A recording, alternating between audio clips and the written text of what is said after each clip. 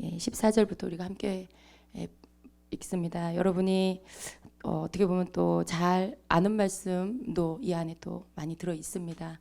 하나님 앞에서 우리가 주님의 말씀으로 다시 한번 우리 자신들을 비추면서 또 주님 앞에서 우리 안에 뭔가 나도 모르는 사이에 들어와 있는 거, 묻어진 거, 굳어진 것들을 이 시간에 또 씻김을 받고 주님 앞에 고백하고 또 정결케 되어지는 귀한 시간 되기를 예수님의 이름으로 축복합니다.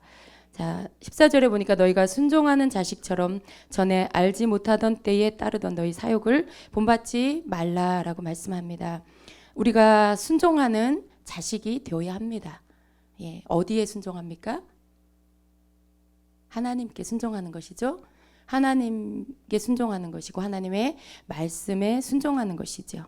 그런데 우리가 전에는 어떤 자였습니까? 전에는 알지 못할 때에 따르던 너희 사욕을 쫓는 그런 자였습니다. 우리가 하나님을 알지 못하고 예수 그리스도를 알지 못하고 하나님의 말씀을 알지 못할 때 우리는 어떤 자였습니까? 우리의 사욕을 쫓아서 사는 그러한 자들이었습니다. 여러분, 사욕이 뭡니까? 사욕이 이 그 단어적인 사전적인 의미는 더욱 고조된 감정 상태를 의미하는 것입니다. 내 감정이 막 너무 고조된 상태. 우리가 어떨 때 이렇게 감정이 고조될까요? 여기서 의미하는 것은요, 여러분, 우리 안에 어떤 욕심이 있을 때에 그 욕심이 우리 안에 들어오면 이 내 감정이 그리고 내 마음이 그 욕심을 쫓아서 욕심의 대상인 그것만 쫓아서 보게 돼 있어요. 그래서 욕심을 제어하지 못하고 더욱 드러내는 탐욕이라는 뜻입니다. 사욕이 그런 뜻이에요.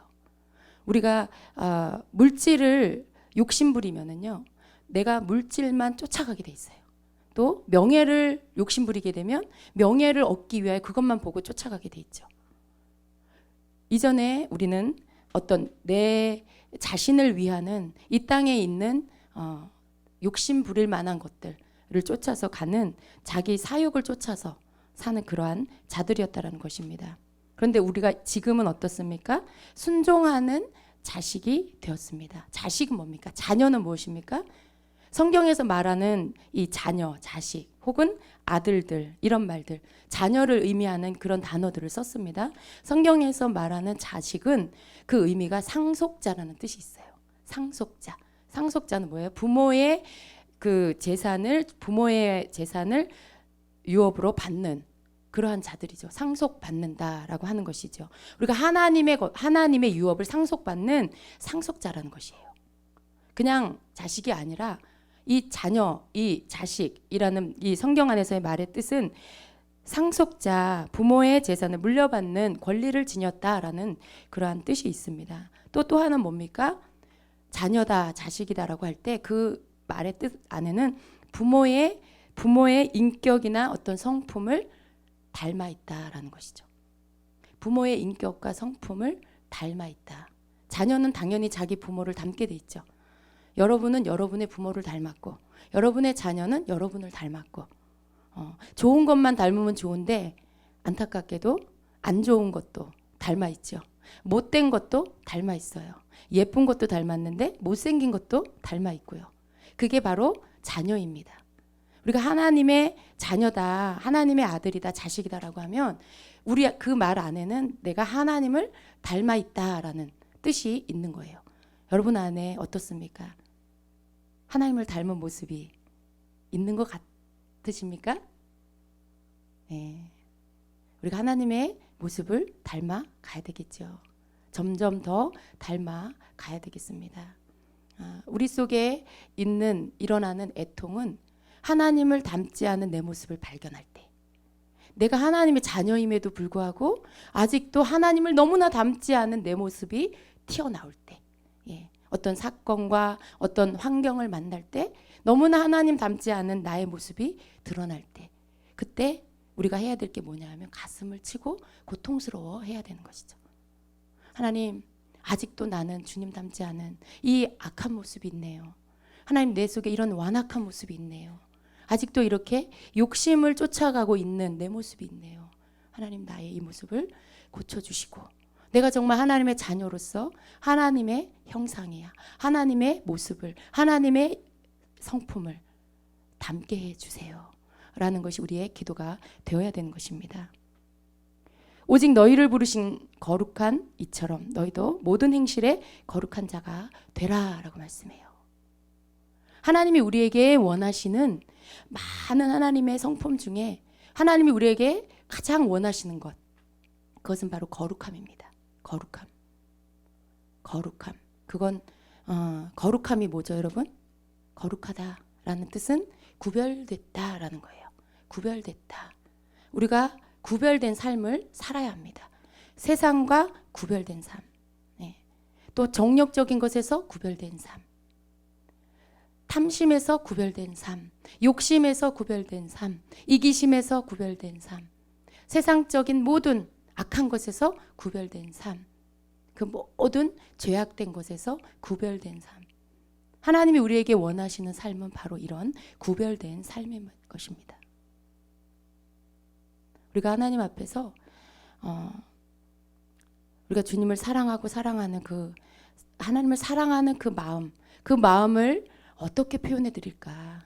어떻게 표현해 드릴까? 눈물로? 감정으로? 막 어떤 감정적인 찬양으로?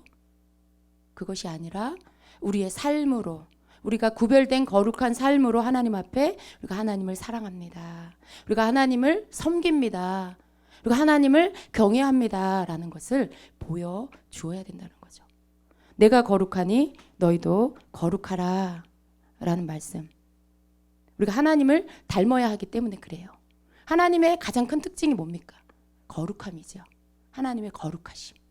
하나님의 자녀가 됐을 때 우리가 이제 하나님의 거룩함을 담는 자들이 되어야 한다는 것입니다. 그리고 하나님은 우리를 거룩하게 만드십니다. 우리를 거룩하게 만드세요. 여러분이 예배할 때, 기도할 때, 말씀 들을 때 거룩해집니다. 거룩해집니다. 하나님의 말씀은 우리를 거룩하게 하시는 능력이 있습니다. 지금 이 시간에도 하나님은 우리를 지금 거룩하게 하시기 위해서 이 자리에 앉혀놓으신 줄로 믿습니다. 자, 오직 너희를 부르신 거룩한 이처럼 너희도 모든 행실에 거룩한 자가 되라 라고 하셨어요. 여기 보니까 행실이라는 단어가 나옵니다. 모든 행실에 거룩한 자가 되라. 우리의 거룩함은 그냥 말로써 되어지는 거룩함이 아닌 것입니다. 행실이라는 것은 우리의 삶의 행위를 말하는 것이죠. 행실이라는 것은 어떤 선한 행실, 성경에 보면 선한 행실 또 어떤 정결한 행위 이런 똑같은 말이에요. 근데 그 말의 뜻 안에는 이런 뜻이 있습니다. 선한 행실이라는 그 단어를 쓴 구절에 보면 베드로전서 2장 12절에 보면 너희가 이방인 중에서 행실을 선하게 가져 너희를 악행하다 한다고 비방하는 자들로 하여금 너희 선한 일을 보고 오시는 날에 하나님께 영광을 돌리게 하려 함이라 말씀해요. 여기서 말씀하고 있는 것은 바로 믿지 않는 자들이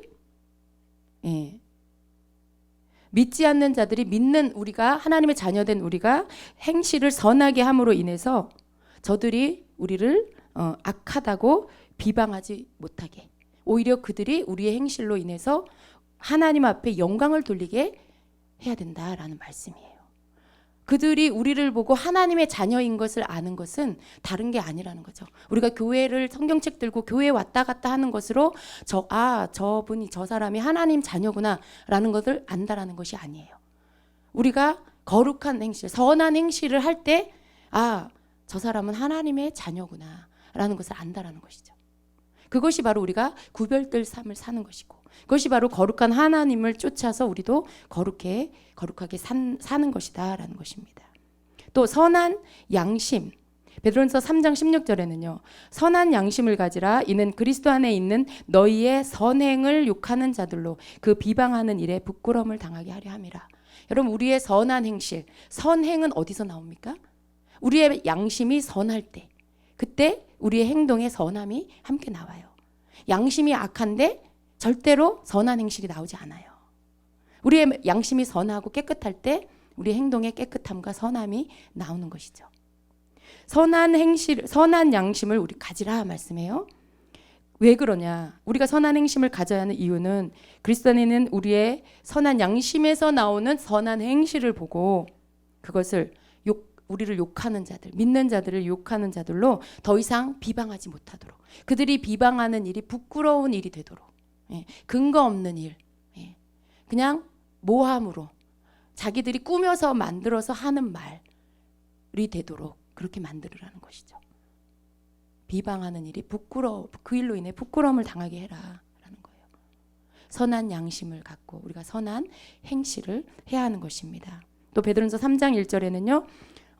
아내들을 향해서 이런 말씀을 합니다. 아내들아 이와 같이 자기 남편에게 순종하라. 이는 혹 말씀을 순종하지 않는 자라도 말로 말미암지 않고 그 아내의 행실로 말미암아 구원을 받게 하려 함이니 너희의 두려워하며 정결한 행실을 봄이라. 믿지 않는 남편을 둔 아내를 향해서 말씀하시는 거죠. 믿음이 없고 아직 하나님을 만나지 못하고 그런 아내들, 그들이 남편에게 순종하라라고 명령해요. 말씀해요. 왜요? 그냥이 아니에요. 그냥이 아니라 이는 혹 말씀을 순종하지 않는 자라도, 말씀을 순종하지 않는 자라도 말로 말미암지 않고, 말로써 이렇게 하세요, 저렇게 하세요, 그런 게 아니라 그 아내의 행실로 말미암아 그 아내의 행실로 말미암아 구원을 받게 하려 함이니. 믿지 않는 남편이, 믿음 없는 남편이 그 아내의 선한 행실로 정결한 행위로 말미암아서 그 아내의 행실을 보고는 그가 구원을 얻게 된다란 말씀이에요. 여러분, 믿지 않는 사람은요, 믿지 않는 가족은, 믿음 없는 그 가족은 가족 중에 믿음 있는 자를 통해서 하나님을 봐요. 하나님을 어떻게 봐요? 그들이 하나님의 말씀도 모르고 교회도 잘 안 나오고 아직 말씀도, 교회를 나와도 말씀도 못 깨닫고 그런 자들이 어떻게 하나님을 만날 수가 있고 어떻게 하나님을 알 수가 있어요? 믿는 아내를 통해서, 믿는 자녀를 통해서, 믿는 가족을 통해서, 그 남편이면 그 아내를 통해서 그의 행실을 보고, 그의 착한 행실, 선한 행실, 그것을 보고 그가 하나님을 알게 되고 하나님 앞에 나오게 되고 구원을 얻게 된다라는 그 말씀입니다. 여러분이 남편의 믿음 없음을 믿음 있는 남편이 되게 하려고 가정 내팽개치고 교회에서 살지 마세요. 여러분이 남편을 섬기세요. 그 믿음 없는 남편이 여러분의 그 남편을 순종하고 섬기는 모습을 보고 저 사람이 믿는 하나님, 나도 믿고 싶다. 내 아내가 저렇게 사랑스럽게 변화시킨 그 하나님, 나도 좀 가서 뵙고 싶다. 그 마음이 들게 해야 된다는 거예요. 그들은 어떤 다른 걸 보고 교회를 나오는 게 아니라 바로 자기 옆에 있는 하나님을 믿는다고 하는 그 사람을 통해서 교회를 나오게 된다는 것이죠. 이것이 하나님의 말씀입니다. 이것이 어떤 믿음 있는 권사님의 권면이 아니에요. 인생을 먼저 산 경험한 믿음의 선배가 하는 말이 아니라 하나님의 말씀이에요. 그렇게 해서 그 아내의 행실로 말미암아 구원을 받게 하려 함이니 너희의 두려워하며 정결한 행실을 봄이라. 그 아내가 하나님을 두려워하고 그 하나님 앞에 순종하기 위해서 남편에게 순종하라 하시는 하나님의 말씀대로 그 남편을 섬기는 모습을 볼 때, 그 행실을 볼 때, 그때 그 남편이 하나님께로 돌아오게 된다는 말씀이죠. 이것이 바로 선한 행실입니다. 오직 너희를 부르신 거룩한 이처럼 너희도 모든 행실에 거룩한 자가 되라. 모든 행실에 거룩한 자가 됩시다. 모든 행실에 거룩한 자가 되기 위하여 내 삶의 행실 속에 하나님 앞에 거룩하게 구별되게 하나님 앞에 선한 행실로 살아야 될 부분이 무엇인지 여러분 깨닫기를 축복합니다. 여러분이 기도를 많이 한다고 그게 거룩한 행실이 아니에요. 여러분이 가정일 내팽개치고 교회 일만 한다고 그게 거룩한 선한 행실이 아니라는 거예요. 물론 하나님이 항상 먼저예요. 하나님의 뜻을 거역하게 하면서까지 남편을 순종하라는 게 아니에요. 언제나 하나님이 먼저예요. 그리고 하나님 말씀을 순종하기 위해서 하나님 남편에게 순종하는 거. 이것이 순서입니다. 그런데 우리가 하는 삶 속에 하나님께서 이 너의 행실 속에 네가 거룩해져라. 선한 행실을 통해서 네가 내 앞에 거룩한 자가 되라 라고 할 때 여러분이 각자가 여러분 삶 안에 분명히 고쳐야 될 부분이 있을 거예요. 바로잡아야 될 부분들. 혹 여러분이 내가 생각하는 건 이게 선하다고 생각했는데 이것이 하나님이 기뻐하는 거고 이것이 하나님 앞에 선한 행실이라고 믿고 그렇게 살았는데 오늘 하나님의 말씀을 볼 때 아, 그게 아니구나. 그건 너무나 철저하게 내중심적이었구나. 나는 믿음이 10인데 남편은 믿음이 1이에요. 근데 여러분 10인 믿음이 분량이 10인 내가 믿음의 분량이 1밖에 안 되거나 혹은 제로인 그 남편을 내 10의 위치로 끌고 오려고 하는 건 무리라는 거예요. 네. 그의 수준에 내가 내려가서 그를 섬김으로 하나님의 말씀에 순종하여 그 남편을 섬김으로 인해서 그가 3으로 5로 7로 마침내 10까지 올라오게 된다는 것이죠. 하나님이 원하시는 거룩한 행실, 하나님이 요구하시는 거룩한 삶, 행실 속에 구별된 그 삶은 바로 이런 것이라는 거예요. 착하게 사는 거, 죄 안 짓는 거 물론 다 맞아요. 더 구체적으로 들어가서 행실을 말씀하고 있을 때 그 행실이라는 것, 성경에서 말씀하시는 건 이런 것이라는 거죠. 그래서 우리의 삶을 보고 믿지 않는 이방인들이, 믿지 않는 가족이 우리를 통해 하나님을 보고 하나님께로 돌아오게 하는 것. 그들이 죄 짓고 욕하고 비방하던 것들을 멈추게 하는 것. 그게 우리의 선한 행실을 통해서 하게 되어졌을 때 사람들이 믿는 자들을 보고 뭐라고 하냐면 참 거룩하게 사는구나. 참 거룩한 삶을 사는구나 라고 한다는 것이죠.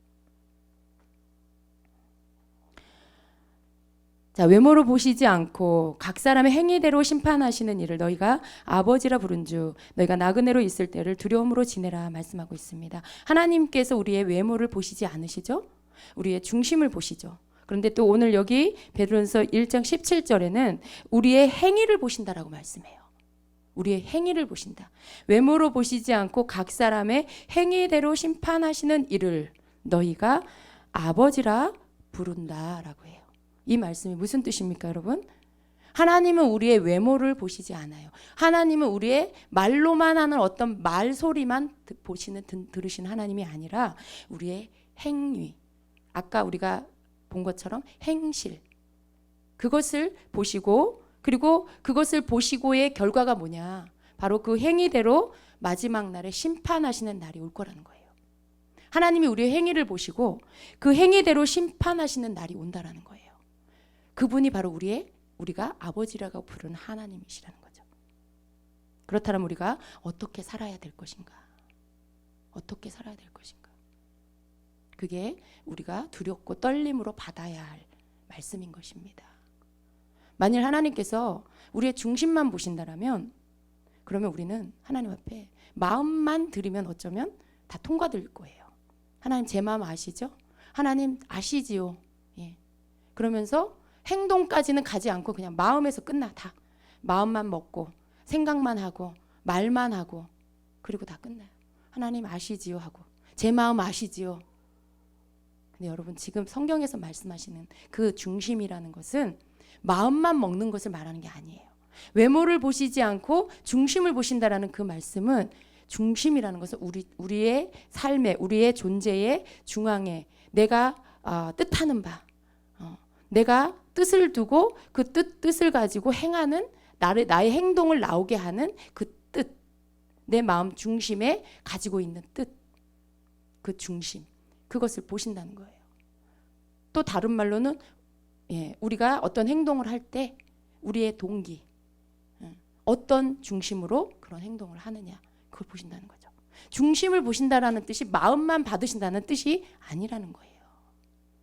우리가 하나님 앞에 항상 믿음이 있으면, 내가 하나님을 믿으면, 내가 하나님을 사랑하면 거기에 따르는 행위가 따라야 돼요.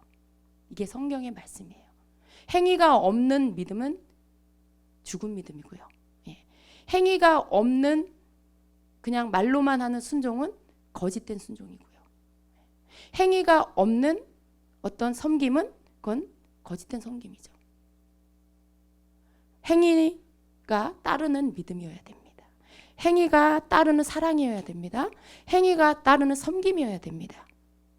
행위대로 심판하시는 이를 너희가 아버지라 부른즉 그래서 우리가 어떻게 살아야 되냐. 너희가 나그네로 있을 때를 두려움으로 지내라 말씀해요. 여러분 나그네세요? 나그네인 거 아세요?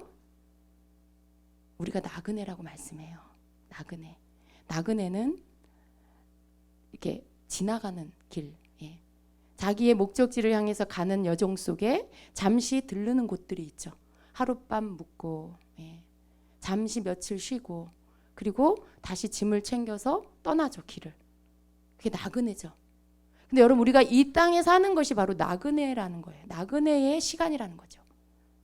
너희가 나그네로 있을 때에 너희가 나그네로 있을 때를 두려움으로 지내라. 평안하게 지내라 그게 아니에요. 안심하고 지내라. 행복하게 지내라. 그 말씀이 아니라 두려움으로 지내라 말씀이에요. 왜 그럴까요? 우리가 앞에 말씀을 봐야 돼요. 외모로 보시지 않고 행위로 심판하시는 이를 아버지라고 아버지 그 하나님을 아버지라고 부르는 우리가 나그네로 사는 동안에 두려워할 이유는 바로 그 마지막 날에 하나님의 심판대 앞에 서게 될 것이기 때문에 그렇다는 거죠. 우리가 어떻게 살든 우리가 살은 모든 삶의 행위가 하나님의 심판대 앞에서 셈할 날이 온다는 거예요. 셈, 예. 셈이라는 뭐예요? 계산하는 거예요. 계산. 예. 내가 너에게 얼마를 주었고 거기에서 네가 얼마를 남겼고 내가 너에게 얼마의 은혜를 주었고 어떤 말씀을 주었고 어떤 축복을 주었고 그 네가 그걸 가지고 어떻게 살았고 내가 너에게 이런 말씀을 깨닫게 해줬는데 네가 그 말씀에 어떻게 순종했고 어떻게 불순종했고 그걸 계산하는 날이 온다라는 거예요. 행위대로 심판하시는 이를 너희가 아버지라 부른즉 그 심판대 앞에 설 날을 두려워하라라는 것입니다. 너희가 이 땅에 나그네로 사는 동안에 하나님 앞에 심판대 앞에 설 그날을 생각하며 두려움으로 거룩한 두려움이죠. 아, 내가 죄를 지려고 하다가도 내가 내 성질대로 하려고 하다가도 내 욕심을 쫓아가려고 하다가도 행위대로 심판하시는 하나님 앞에 내가 서게 될 텐데 그날에 내가 하나님 앞에 부끄러움을 당하지 않아야지. 내가 그날에 하나님 앞에 내어 쫓김을 당하지 않아야 되는데 내가 하나님 앞에서 거룩한 행실로 살아야 되겠다. 내가 하나님의 말씀을 준행해야 되겠다. 라고 자기 스스로를 구별하며 하나님 말씀 앞에 자기를 지키는 것이죠. 그것이 바로 두려움으로 사는 나그네의 삶입니다. 우리가 그저 예수 믿는다고 예수 믿었으니까 나는 아무렇게나 살아도 하나님 사랑하시니까 어차피 나는 구원 받으니까 괜찮아. 그렇게 생각하는 자의 삶에 두려움이 있을까요? 여러분 그렇게 생각하는 자의 삶에 하나님의 심판대 앞에 설 것에 대한 그 생각하는 마음, 그 두려워하는 마음, 그 떨리는 마음이 있을까요? 여러분은 어떻게 믿으세요? 여러분 한번 예수를 믿었으니까 여러분이 얻은 구원은 여러분이 어떻게 살든지 영원하다고 믿으시나요? 그렇게 믿으십니까?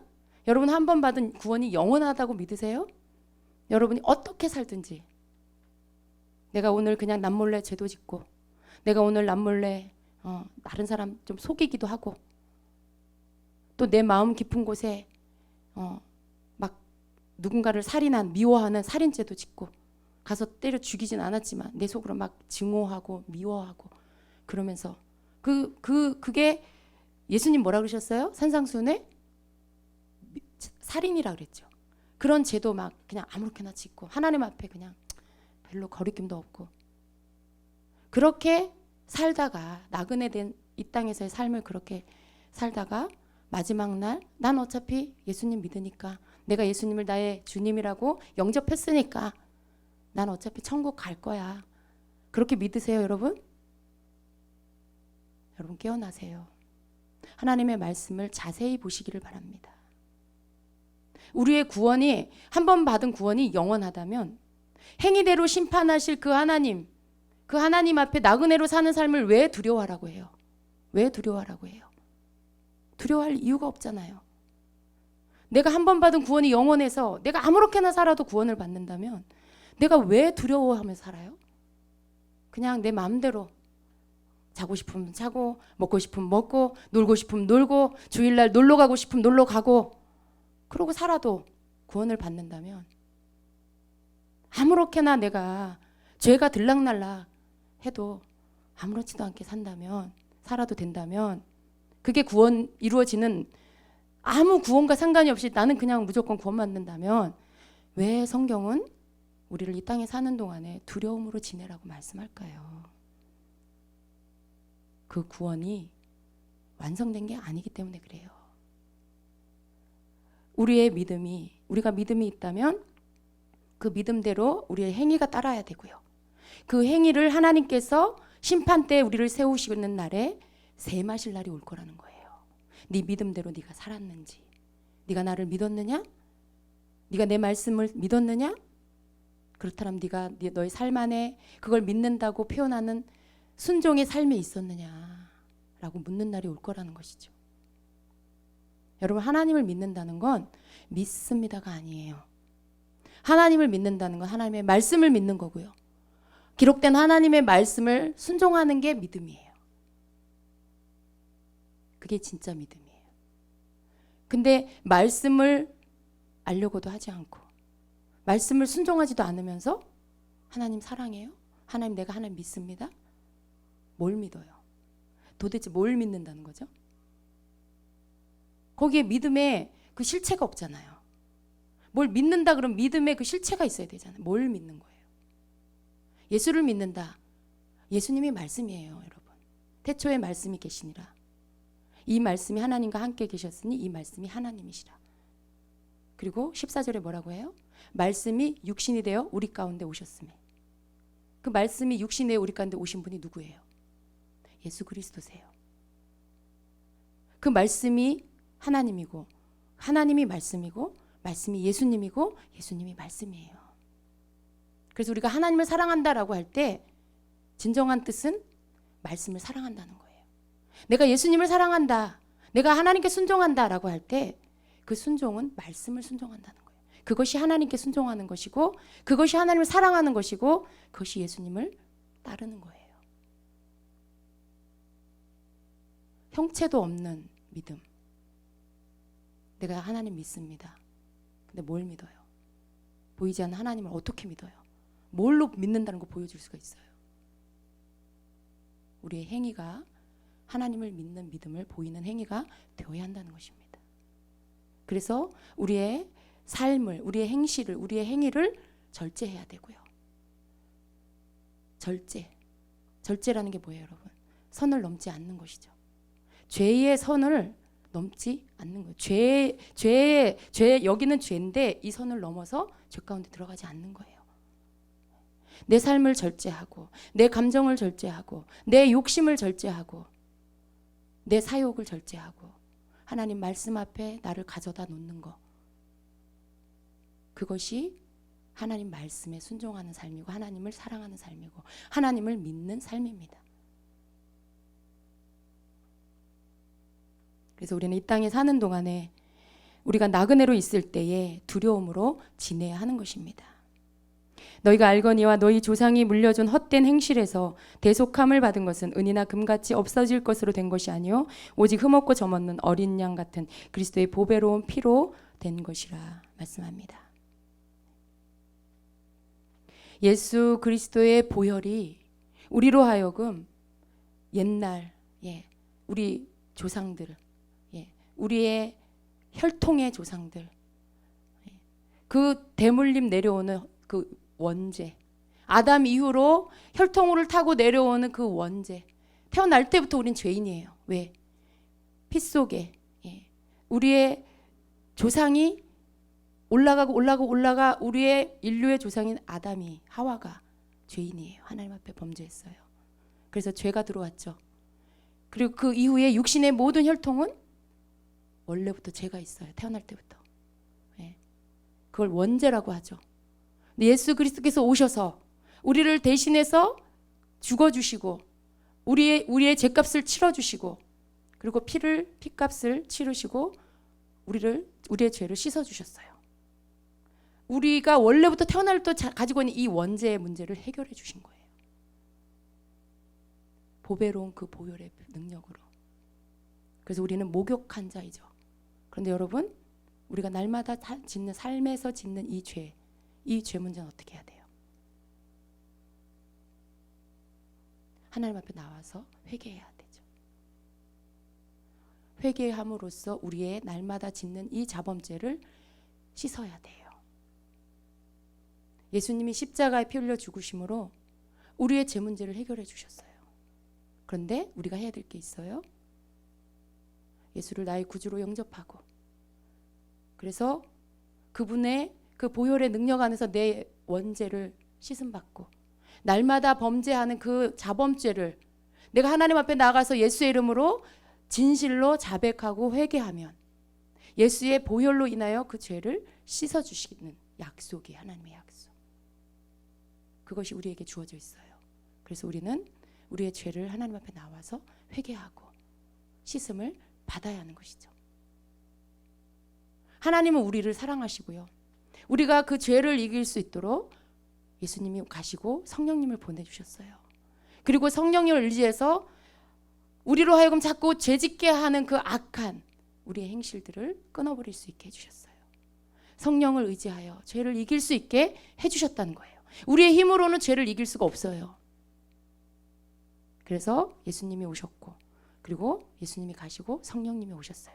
여러분, 성령님은 우리를 예수님께로 인도해 주시는 분이에요. 우리가 하나님의 뜻을 이룰 수 있도록, 우리가 예수님께 순종할 수 있도록, 하나님께 순종할 수 있도록 도와주시는 분이에요. 그 일을 위해서 우리에게 오신 거예요.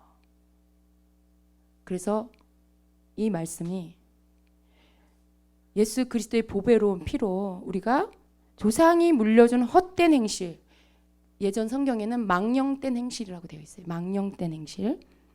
그 망령된 행실에서 대속함을 받게 되었다는 것입니다.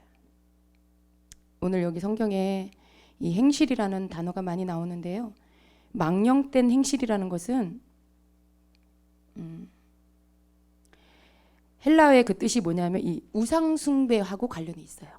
우상숭배, 다른 신에게 절하는 거, 하나님보다 다른 것을 더 사랑하는 거, 섬기는 거, 그 모든 것이 다 우상숭배죠. 여러분, 우리 원래 이 육을 입은 우리 인간 속에는요,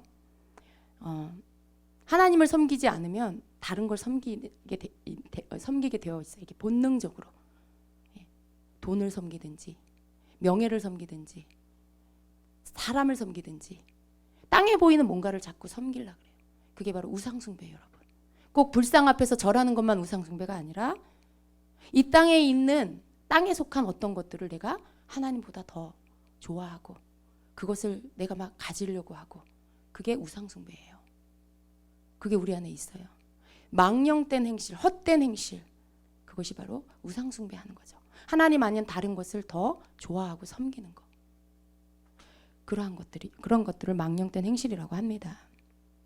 그래서 우리를 죄에서 구속해 주신 그 하나님의 그 사랑, 예수 그리스도의 그 구속하심은 세상에서 가치 있다고 여기는 은이나 금이나 이런 것, 그런 걸로 된 게 아니라는 거예요. 바로 예수 그리스도의 피 흘리심으로 생명을 주신, 그 생명을 주고 값을 치러 주신 것으로 이루어졌다라는 것이죠. 우리 안에 우상 숭배를 끊어버릴 수 있게 하는 것은 바로 예수 그리스도의 보혈의 그 대속하심. 그래서 우리를 값주고 사셔서 하나님 앞에 우리를 올려드리는 거죠. 그래서 우리가 하나님만 섬기게, 예수 그리스도가 나의 삶의 주인이 되시고 우리는 하나님만 섬기는 하나님의 친백성, 하나님의 자녀로서 살 수 있도록 해주시는 것이죠. 그는 창세전부터 미리 알린 바 되시니나 이 말세에 너희를 위하여 나타내신 바 되었으니 너희는 그를 죽은 자 가운데 살리시고 영광을 주신 하나님을 그리스도로 말미암아 믿는 자니 너희 믿음과 소망이 하나님께 있게 하셨느니라. 우리를 죽은 자 가운데에서 살리시고, 그리고 예수님을 죽은 자 가운데서 살리시고 영광을 주신 하나님, 예수님이 죽으시고 또 부활하시고 승천하셨죠. 인류 가운데 여러분 죽고 부활한 사람은 아무도 없어요. 오직 예수님 한 분입니다. 그리고 그 죽으시고 다시 사시고 그리고 영광 가운데 승천하시고 부활하신 것이 바로 영광 가운데 들어가신 거예요. 부활하신 거. 여러분 부활을 믿으세요? 여러분 우리가 예수님 다시 오실 때 부활할 것을 믿으세요? 어떤 자가 부활합니까? 예수님 다시 오실 때 그에게 붙어 있는 자. 붙어 있는 자. 여러분 예수님께 붙어 있으세요? 예수님께 붙어 있으세요? 그러한 자가 부활할 것입니다. 하나님께서 예수님을 그렇게 죽으시고 영광 가운데 부활의 영광 가운데 이렇게 들어가게 하셨습니다. 그런데 그리스도로 말미암아 그 하나님을 우리는 믿어요. 우리가 하나님께로 가는 길은 어떤 거예요? 예수님을 통하지 않고는 갈 수가 없어요. 나로 말미암지 않고는 아버지께로 올 자가 없느니라. 오직 예수 그리스도를 통해서만 하나님께로 갈 수가 있어요. 다른 길이 없어요. 예수님 없이 하나님만 믿는다? 그런 거 이단이에요. 하나님 안 믿고 인간 예수님만 믿는다? 이단이에요. 내가 예수다? 완전 이단이에요. 우리가 믿는 예수님, 예수 그리스도, 나를 위해 피 흘리시고 죽으시고 살으시고 부활하시고 다시 오실 그 예수님을 우리가 믿는 거고요. 그 예수님을 통해서 우리가 하나님을 아버지라 부르는 거예요. 오직 그분 한 분만을 통해서. 그것을 지금 말씀하고 있는 것입니다. 우리의 믿음과 우리의 소망이 바로 이 하나님께 있는 것이에요. 우리의 믿음 뭐예요? 우리가 예수님 다시 오실 때에 우리가 부활할 것을, 예수님 다시 오실 때에 우리가 주님께로 갈 것을, 하나님 나라로 하나님께로 갈 것을 믿는 거죠. 이것이 우리의 소망이에요. 여러분의 소망은 뭐예요? 자녀가 잘 되는 게 소망이에요? 여러분의 소망은 뭐예요? 여러분에게 축복합니다. 여러분의 소망이 하늘의 소망 되길 축복합니다. 여러분의 소망이 땅의 것이 되지 않게 하세요. 그냥 썩어 없어질 거, 연기같이 안개같이 사라질 것은 소망이 아니에요. 여러분 언젠가는 죽어 흙으로 돌아가 다 썩어 없어질 것은 소망이 될 수가 없어요. 소망은 영원히 없어지지 않는 거. 우리에게 영원한 생명을 주시는 그분, 우리로 하여금 영원한 생명에 들어가서 영원한 나라에서 그 영원한 주님과 함께 거하는 그것이 우리의 소망이에요. 여러분 이것이 믿는, 하나님을 사랑하고 하나님 앞에 순종하는 그러한 자의 소망입니다. 여러분의 소망이 이 소망이 되기를 축복합니다. 우리의 믿음은 다시 오실 주님을 기다리는 믿음이에요. 그분이 우리를 데리러 다시 재림하실, 다시 오실 그 주님을 기다리는, 그것을 믿는 그 믿음이에요. 그 믿음이 여러분의 있기를 축복합니다. 너희가 진리를 순종함으로 너희 영혼을 깨끗게 하여. 우리의 영혼이 어떻게 해서 깨끗해진다고요? 진리를 순종함으로 우리의 영혼이 깨끗해진다고 말씀해요. 뭐가 진리죠 여러분? 말씀이 진리예요. 예수님이 진리예요. 내가 곧 길이요 진리요 생명이니. 말씀이 예수님이고 예수님이 말씀이고, 말씀이 진리고 진리가 예수님이고. 아시겠죠 여러분? 말씀과 예수님 동떨어진 게 아니에요. 진리를 순종함으로 너희 영혼이 깨끗해진다 말씀이에요. 여러분 우리의 영혼이 깨끗하지 않고는 하나님의 나라에 갈 수 없어요. 우리가 하나님의 나라에 갈 때는 거룩한 자로 가는 거예요. 거룩함으로 가는 거예요. 어느 누구도 죄인으로 갈 수 없어요. 천국은 우리의 영혼이 깨끗해져야 돼요. 진리가 우리를 깨끗하게 합니다. 우리가 하나님의 말씀을 알아야 되겠죠. 예.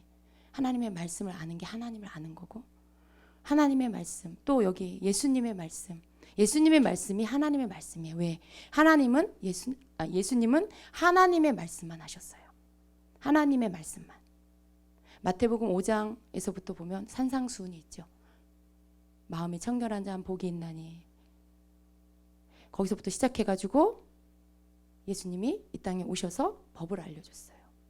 너희가 이렇게 살아야 된다. 그게 예수님의 말씀이죠. 예수님이 우리에게 주신 법이죠. 근데 그게 예수님 독단적으로 나온 거냐? 그게 아니라 하나님의 말씀을 예수님이 오셔서 하나님의 말씀을 우리에게 주신 거예요. 그래서 예수님의 말씀은 하나님의 말씀이에요. 하나님은 자의로 아무것도 안 하셨어요. 하나님이 하시는 것을 보고 그것을 하시는, 그게 예수님의 삶이셨죠. 그래서 하나님의 말씀은 예수님의 말씀은 하나님의 말씀이에요. 진리가 말씀이에요. 예수님이 진리예요. 하나님의 말씀이 진리입니다. 진리를 순종함으로 우리 영혼이 깨끗해진다는 말씀. 진리를 그냥 읽음으로 깨끗해지는 게 아니에요. 진리를 알므로 깨끗해지는 게 아니에요. 진리를 순종함으로 너희 영혼이 깨끗하게 된다라고 말씀. 아까 행위를 보시는 하나님, 외모를 보시지 않고 행위대로 심판하시는 하나님. 마찬가지로 우리의 영혼이 깨끗해지는 것은 진리를 순종함으로 깨끗해진다. 다시 말해서 진리를 순종함으로 우리의 죄가 씻어진다라는 말씀. 하나님의 말씀에 순종함으로 우리의 영혼이 깨끗해진다. 영혼이 깨끗해지는 건 죄를 씻음받는다, 거룩해진다, 구별된다. 다 같은 말이에요.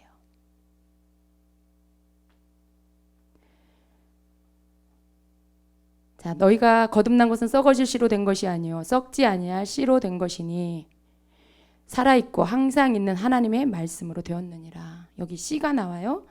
너희가 거듭난 것이 썩어질 씨로 된 것이 아니다. 성경에서 말씀하시는 씨는 하나님의 말씀을 말합니다. 하나님의 말씀. 마가복음 4장 14절에는요. 씨 뿌리는 비유에 대한 말씀이 나옵니다. 씨 뿌리는 자는 말씀을 뿌리느니라. 말씀이 씨예요. 성경에서 씨 뿌리는 밭에, 4가지 밭에 씨를 뿌리죠. 그 비유에 씨 뿌리는 자가 나가서 씨를 뿌릴세. 그 씨가 바로 하나님의 말씀이에요. 씨 뿌리는 자는 말씀을 뿌리느니라. 이렇게 마가복음 4장 14절에 말씀하고요. 누가복음 8장 11절에는 씨는 하나님의 말씀이요 라고 말씀하고 있어요. 우리의 거듭나는 것이 썩어질 씨로 된 것이 아니요 썩지 아니할 씨로 된 것이니 살아있고 항상 있는 하나님의 말씀으로 되었느니라. 우리가 여러분 거듭나셨습니까? 거듭나셨습니까? 거듭나지 않고는 하나님 나라에 들어갈 수 없어요. 거듭나지 않고는 하나님 볼 수가 없어요. 우리가 거듭나야 돼요. 근데 우리가 어떻게 거듭나냐? 살아있는, 항상 있는 하나님의 말씀으로 우리가 거듭난다라고 말씀해요. 우리가 하나님의 말씀을 듣고 깨달을 때, 그 깨달은 말씀을 순종할 때 우리가 거듭나요. 물론 예수 그리스도를 당연히, 여러분 이건 항상 전제하는 거예요. 예수님이 아니고는 우리가 하나님과 연결되지가 않아요. 우리가 이미 하나님을 아버지라 부르고 우리가 하나님의 말씀에 순종하고 그 삶을 요구하는 것은 그 전에 말하지 않아도 우리가 이미 예수 그리스도를 나의 구주로 영접했다라는 그것이 이미 전제되어 있는 거예요. 그것이 없이는 그 다음 단계를 말할 필요가 없는 거예요. 예수님을 믿기 때문에, 예수님을 나의 구주로 모셨기 때문에 내가 하나님을 아버지라 부르고 내가 하나님 말씀에 순종하는 거고 내가 진리로 내 영혼이 깨끗해지는 거고 내가 하나님 말씀을 듣고 깨닫고 순종함으로 거듭나는 거고 이 모든 게 하나님 예수 그리스도를 그 피에 구속함을 받은 자에게 주시는 하나님의 말씀이에요. 그래서 여러분 예수 그리스도의 피와 하나님 말씀 순종하는 거 별개가 아닙니다. 하나님 말씀 순종은 예수 그리스도의 피로 구속함 받은 자가 할 수 있는 거예요. 예수도 모르는 자가 어떻게 하나님 말씀을 순종해요?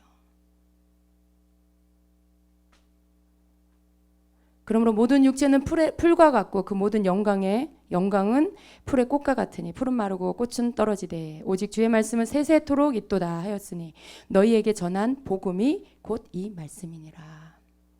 여러분 우리의 육체는 풀 같죠. 우리의 육체는 꽃 같죠. 지난주에 우리 이전 예배 드리면서 여기 어떤 집사님이 너무나 감사하게도 자원에서 여기 꽃꽂이를 해주셨어요. 여기랑 여기 밑에 꽃꽂이 했던 거 너무 아름답고 예뻐요.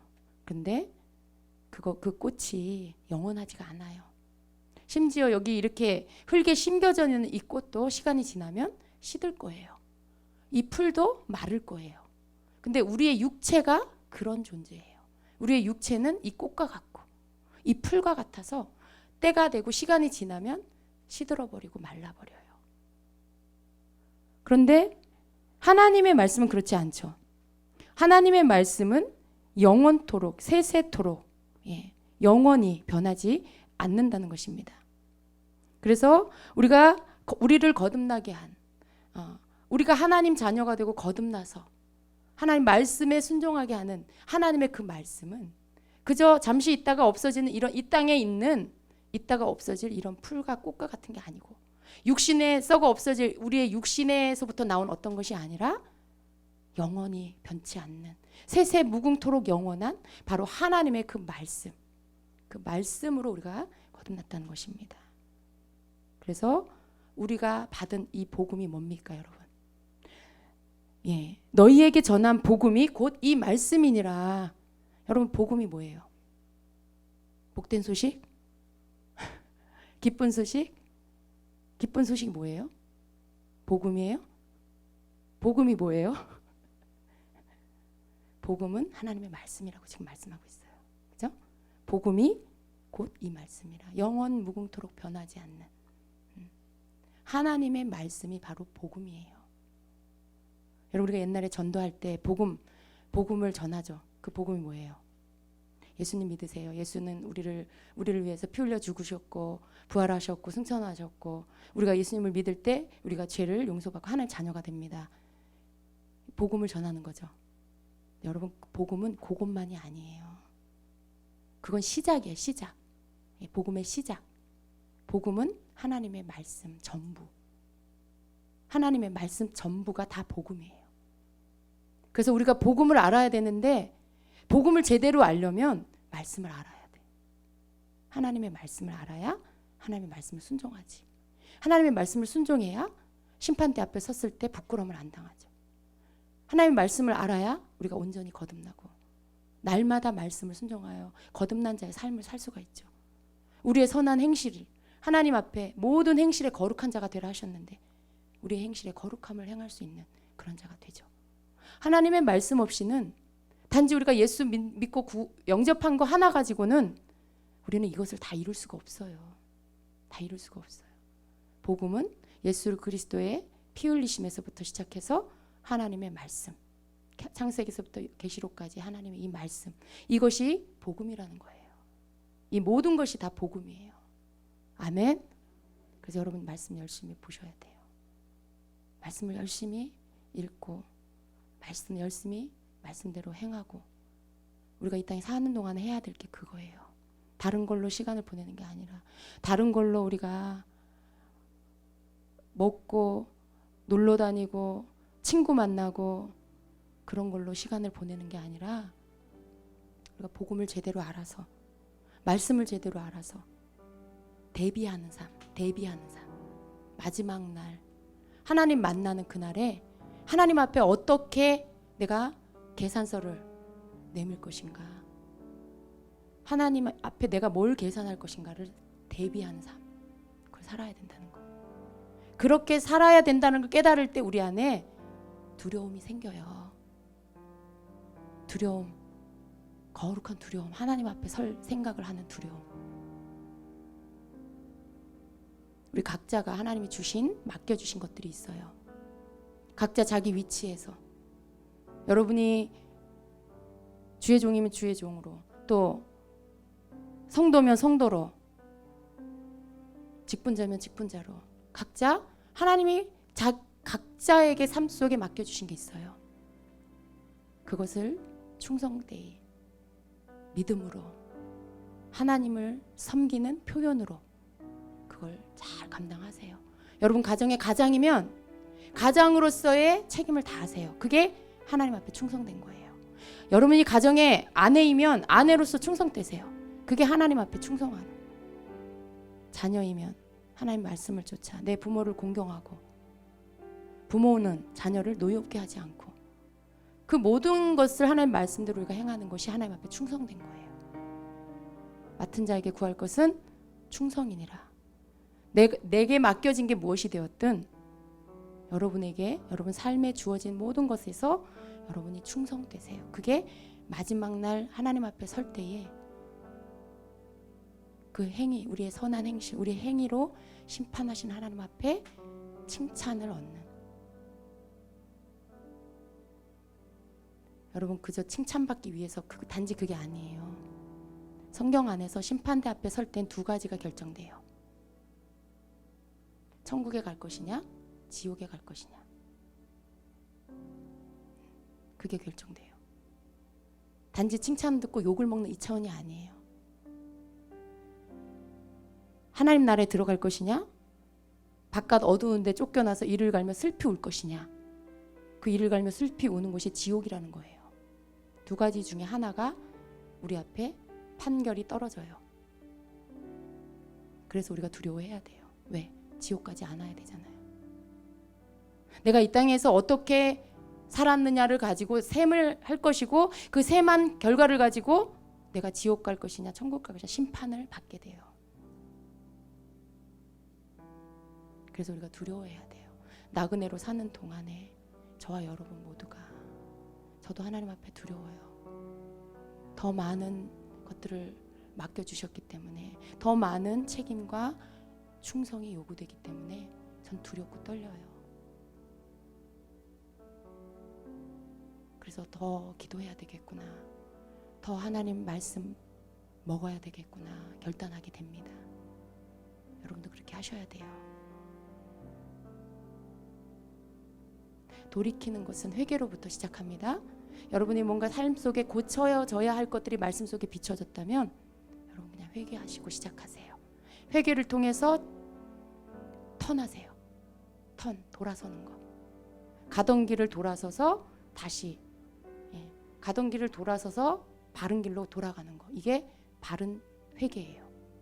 그냥 깨닫고 끝나는 거. 마음 한번 고쳐 먹고 끝나는 건 회개가 아니에요. 가던 길을 돌아서서 바른 길로, 원래의 길로 돌아가는 거. 그게 진정한 회개예요. 여러분이 진정한 회개에서부터 여러분이 하나님의 말씀을 순종하는 대로 들어가게 되시기를 축복합니다. 아멘. 네, 기도하겠습니다.